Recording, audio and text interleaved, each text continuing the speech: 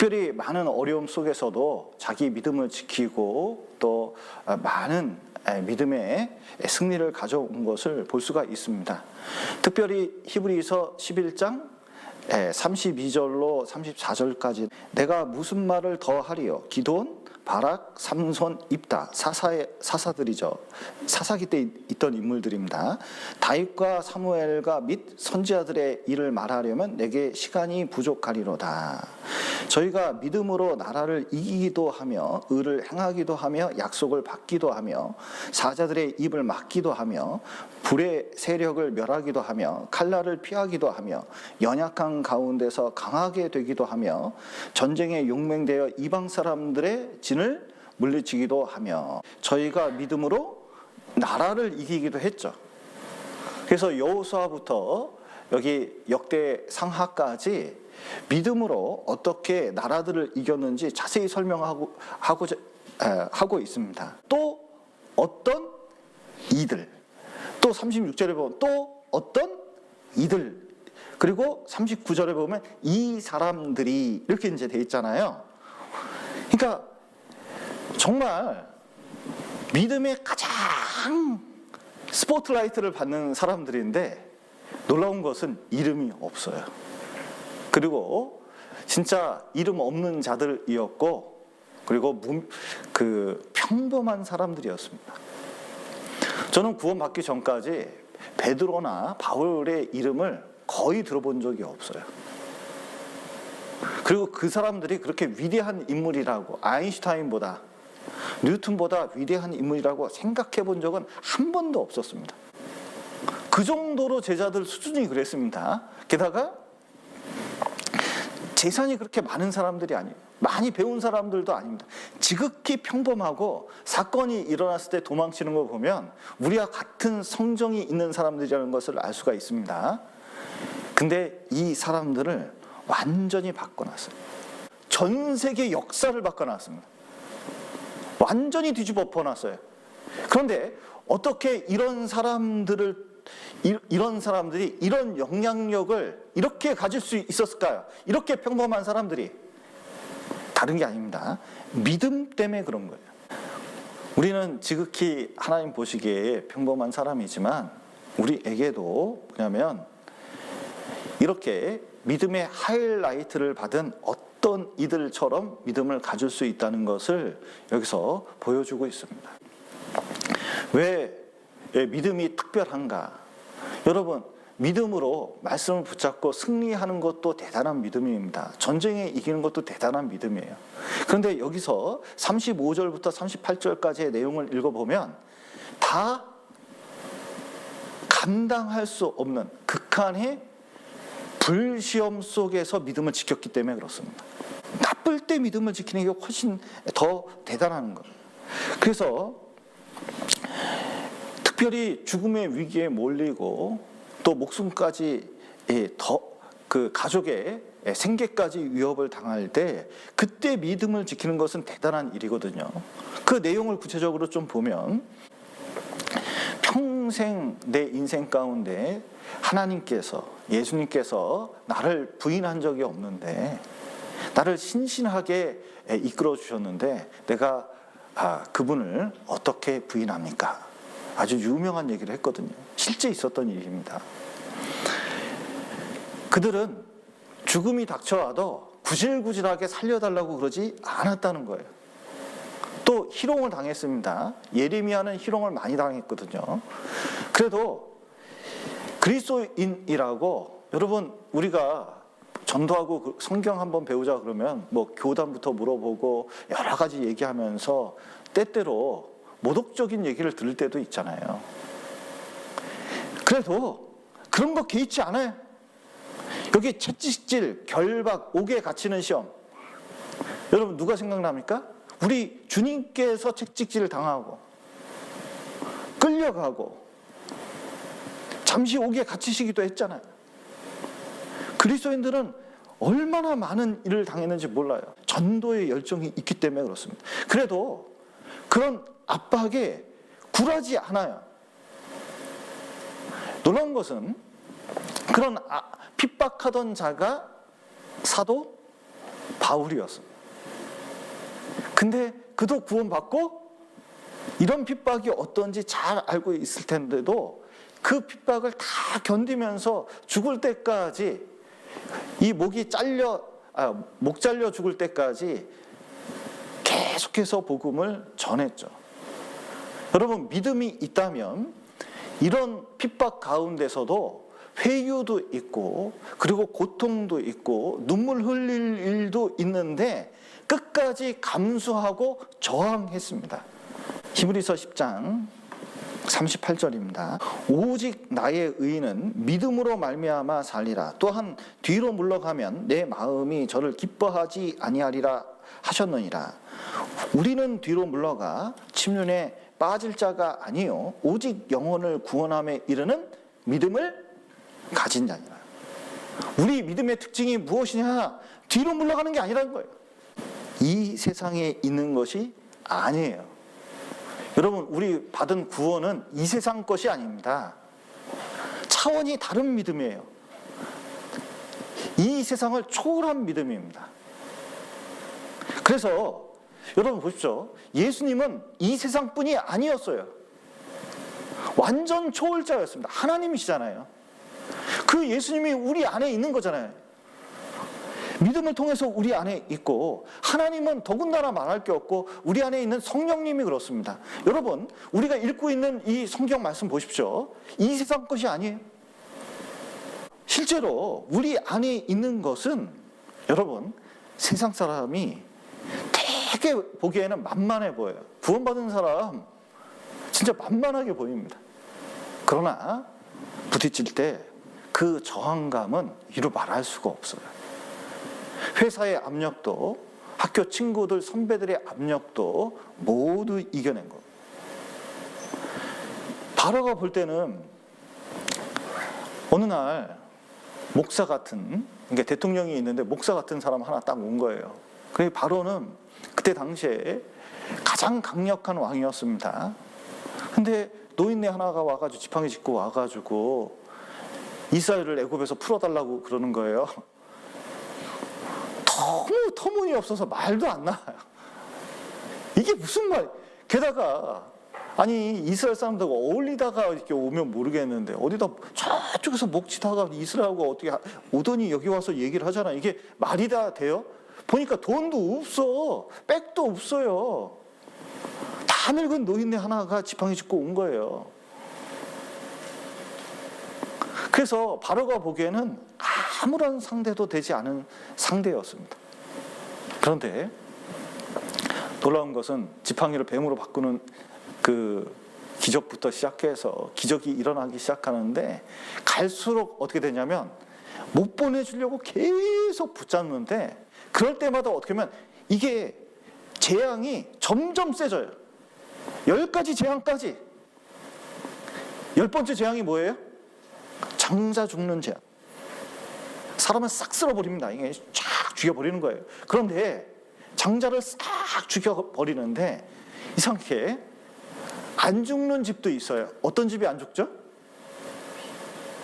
네, 피 발린 집. 분명히 약해 보이는데 죽음의 권세도 이길 수가 없어요. 여러분, 또 어떤 이들은 더 좋은 부활을 얻고자 하여 악형을 받되 구차히 면치 아니하였으며, 예, 무엇이 있었기 때문에 그러냐면 더 좋은 부활. 여러분, 부활은 다 똑같은 거 아닌가요? 더 좋은 부활은 뭘까요? 앞에 있는 부활을 보다 더 좋은 부활입니다. 그러니까 사람이 죽다 살아나는 것보다 더 좋은 게 뭐죠?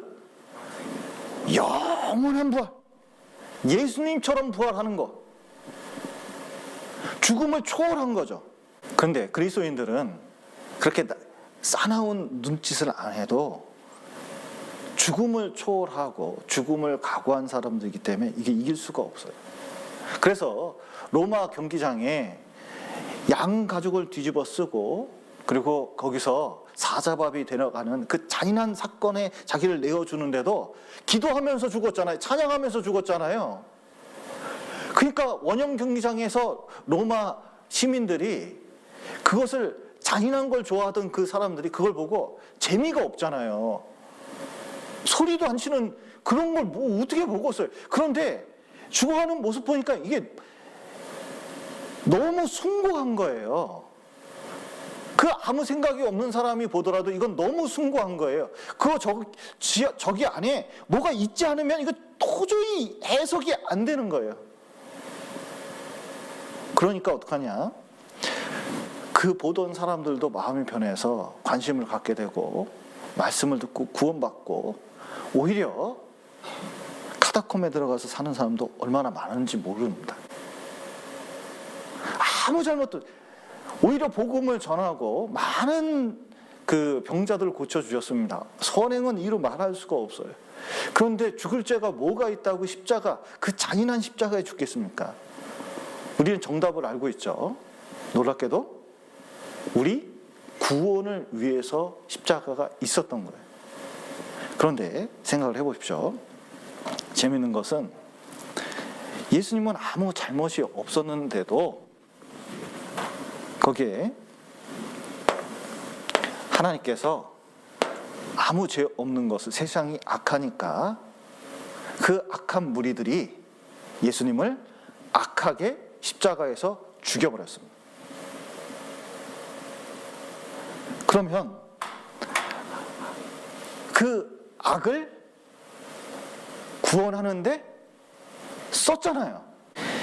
여호와께서 온갖 것을 그 시험에 적당하게 지으셨나니 악인도 악한 날에 적당하게 하셨느니라 그랬는데, 구원을 위해서 하나님께서는 이런 악한 일을 허락할 때가 있습니다. 근데 많은 사람들은 뭐부터 물어보냐면, 악한 일을 당하면 항상 이유부터 물어봐요. 왜 나에게 이런 일이? 어찌 이런 일이? 그리고 원인을 생각해 보려고 그럽니다. 저 인간 때문에 그런가? 환경 때문에 그런가? 문제를 해결하려고 하는데 그게 아니에요. 실제로는 가장 중요한 게, 하나님께서 이것을 허락하셨을 때는 우리 믿음을 위해서 얼마나 많은 이유 때문에 이것을 허락했는지 몰라요. 때때로 하나님께서 이런 핍박을 허락하시고 어려움을 허락하셨을 때 기억해야 될 게 있습니다. 나는 다 이해는 안 돼요.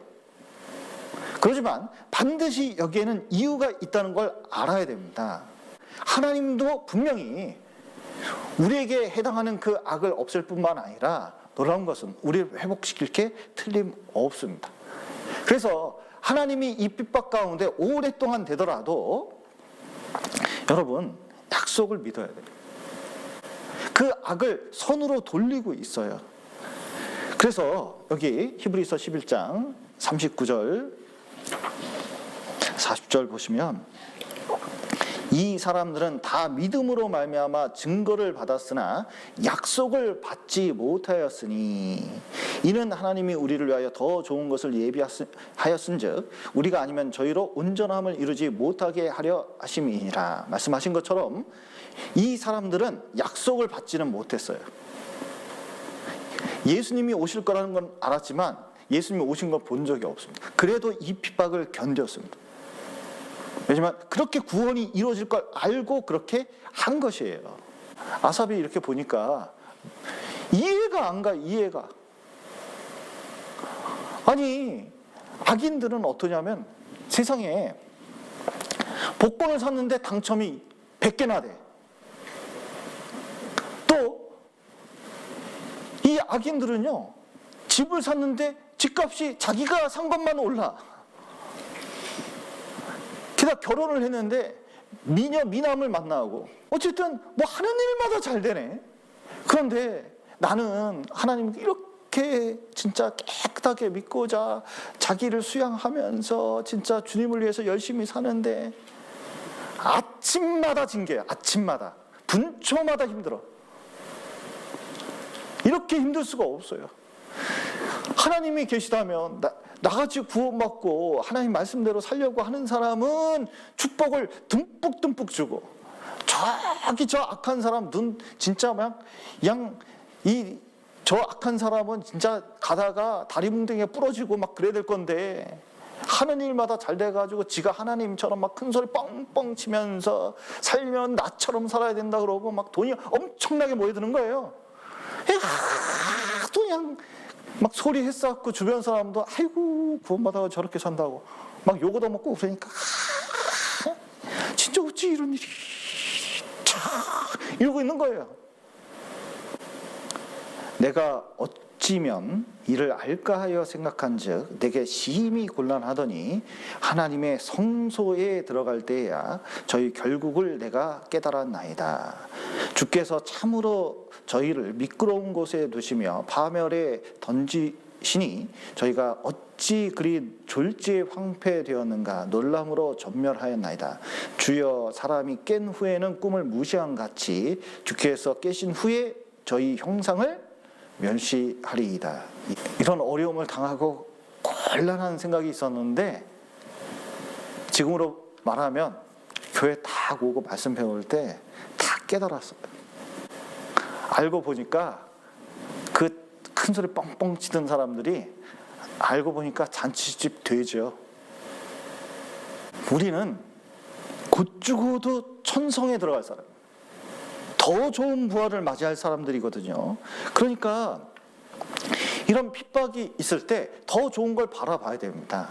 그리고 그 속에서 뭐가 좋아져요? 믿음이 훨씬 좋아져요.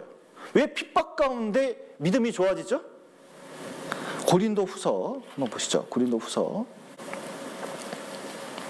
8절 9절입니다. 형제들아 우리가 아시아에서 당한 환난을 너희가 알지 못하기를 원치 아니하노니 힘에 지나도록 심한 고생을 받아 살 소망까지 끊어지고 우리 마음에 사형 선고를 받은 줄 알았으니 이는 우리로 자기를 의뢰하지 말고 오직 죽은 자를 다시 살리시는 하나님만 의뢰하게 하심이라.